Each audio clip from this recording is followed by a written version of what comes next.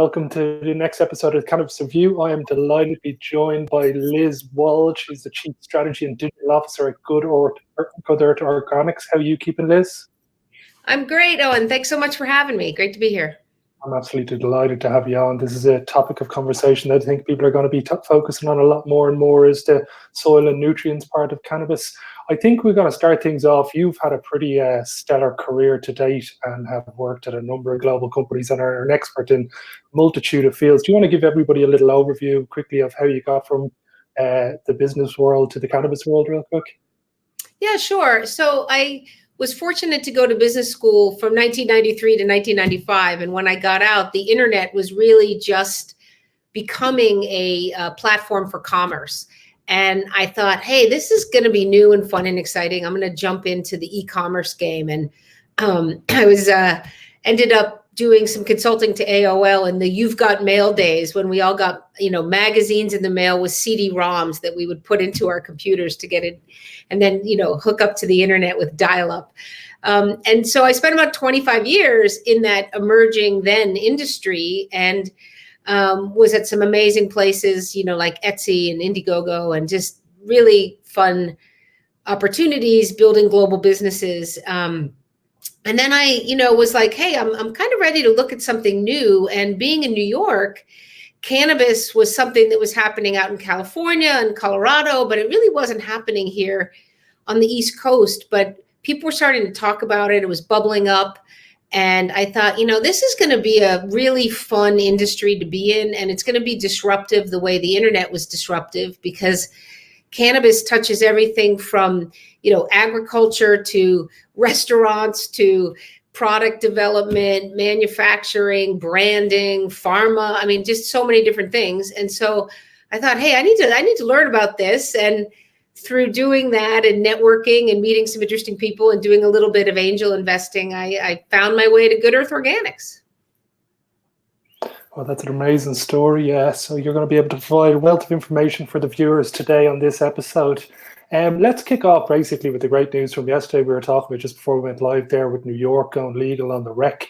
Tell us as much as you know about that to help us get our information on that process. Well, it's super exciting. I mean, people have been pushing for recreational cannabis here in New York for many years, and it's finally going to happen. We're super excited. It'll probably take a bit of time for it to actually come to life, but there were a couple of bills that were proposed, and one of them was called the MRTA. And that one was really being proposed by proponents of social equity and ensuring that a lot of the tax revenue was going to go back into the communities that had really been disproportionately affected by the war on drugs over the years and the like. And then there was another bill, the CRTA, one leading with cannabis and one leading with marijuana, but essentially the same letters. That was, really much more of centralized control and the like. And over the last couple of years, one of the reasons that cannabis had not become legal, despite lots of popular support and even legislative support, was this battle between the two bills. And it was great to see that they finally worked it out. And many of the social justice issues are going to be addressed, and there's going to be representation on sort of the committees that make the decisions and set the laws and the regulations. So I think overall, no bill is ever perfect, but I think people are pretty excited about what's going to be happening here in New York. Yeah, I think New York's one of the cities that Ireland has close to its heart. So whatever goes on there, we're always very interested in knowing about it. Absolutely. The amount of people who travel there. So I think next Christmas or the Christmas after that should be an enjoyable little shopping trip there. Yeah, and I think, they're estimating something like a $4 billion market. And, I think the legacy market, as we might call it here, other people might call it the illicit market, is probably $3 or $4 billion already as it is. So this is a huge, huge opportunity. And not just in, the city of New York, where you've got your 8 million people and all the tourists that come, but upstate New York, where a lot of agriculture is grown. The U.S. is still in this crazy state by state patchwork of laws. And it could even be that we have 50 states legal and still not federal legalization the way things are going, So I think it's going to provide a lot of jobs and opportunities upstate in the more rural parts of New York. New York State is a huge state with lots of open space once you get kind of out of the 5 boroughs of Manhattan. Yeah, no, I had pleasure living in New York for 2 years. So it's most people think it's just those 5 boroughs, and then you kind of can realize the size of the whole territory. Let's kick on to the start of the show. And the first topic is the story of Good Earth Organics. Most people mightn't have heard of you guys yet, but those in the know will have already known about the surge in business you guys have having over the last while. Can you inform everybody about Good Earth Organics and how you get it and your story? Sure. So Good Earth Organics is a manufacturer and distributor of premium organic soils and soil amendments. Soil amendments are sort of nutrients and things you would add to your soil. And what most people don't realize is that soil isn't dirt. It isn't the stuff that's out in your backyard or in a park. It's really made of ingredients like coco coir and peat and compost and lots of organic nutrients of the type that we add to our soil that might come from fish meal or bat guano or seabird guano or things like that. And about 12 or 13 years ago, a gentleman named Roy Leon, who was a retired chemist, moved to this area in Southern Oregon that is part of what is called the Emerald Triangle. And this Emerald Triangle area is kind of Southern Oregon down to Northern California. And it's where I call it sort of the Napa Valley of weed, because some of the best outdoor cannabis is grown. The terroir is great. Everything about the air, the soil, the humidity, the rainfall, everything in this area is really conducive to growing tremendous cannabis. And this retired chemist moves to this area, and he starts talking to local people, and they're really interested in having a soil that will be optimized for really terrific cannabis growth, but also be very clean, not have to use pesticides and herbicides and, all these different kind of chemical things that are not natural and that, can leave residue and whatnot in the plant. So over a few years, he worked with these local growers to create what is now Good Earth Organics and our core soil blends. And we've got now sort of 3 main soil blends that can be used whether you're doing indoor or outdoor, or you're starting with a seed or you're starting with a clone. And they're kind of optimized for different stages and styles of growth. And then we've added a bunch of amendments and things to help those things grow. But being from this, historically amazing growing area, where, it's been legal in Oregon for several years, but the people have been growing cannabis in this area for decades, right? So there's a lot of history to learn from, and he took his background and married it up with the growers to create this really wonderful, totally organic product that's optimized for cannabis. Amazing. I think you covered the next topic as well, the importance of soil and nutrients for everybody as well. It's so important for the process of getting a good plant to it is sufficient either cannabinoids or terpenes or flavonoids, whatever it is your objective is with the plant to get. How do you see the growth for the market in the US for homegrown? I don't think it's even really touched a major part of that yet. Would you agree? Yeah, no, I think homegrown is really, if cannabis is in its infancy, homegrown is still, in the womb, so to speak. Like, it's really, really early. But I think, plants are like people. Whatever you put in a person, really affects how you perform, right?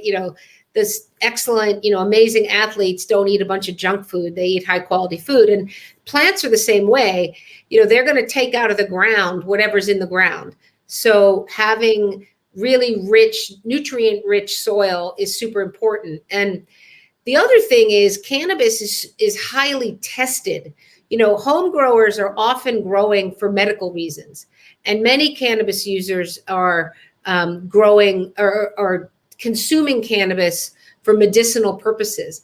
And it's really important. Like, if you're a cancer survivor and you don't have, and you're taking cannabis to, say, help with the chemotherapy or something like that, you don't want a whole bunch of chemicals in there that are going to interfere with whatever it is that you're the medicines that you're on. And I think home growers also, they just want a really pure, clean plant.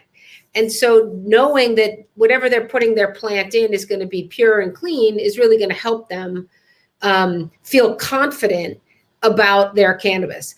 And the testing at the state levels is only getting more and more extreme. Like they're really able to find particulates and contaminants and small things in the soil. So it's becoming, mandatory in a way for growers to just ensure that they're not going to not be failing those tests. So it's such a huge financial hit if your cannabis doesn't pass the test and you can't sell it. That's a major problem. So more and more and more growers are moving to 100% organic just to kind of ensure consistency of their crops, as well as the high yield and all the things that you mentioned, the terpenes and the cannabinoids and whatnot. But just not failing the test is a big hurdle as well.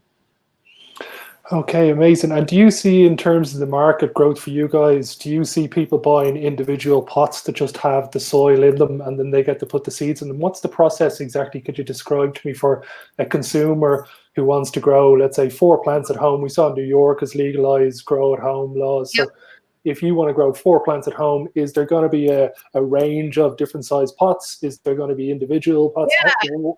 How are you guys going to target the exact consumer audience? So I think we're going to see a couple different things. I think there's people who are going to, they're not going to necessarily want to start from one seed. They're going to go down to a legal grow, and they're going to buy a small plant that's already been started, that they already know, okay, this is the strain that I'm buying. That they're going to have a little bit of a starting point. And and those folks are, we're going to be able to provide them both soil and nutrients that they can use throughout different stages of that plant's growth.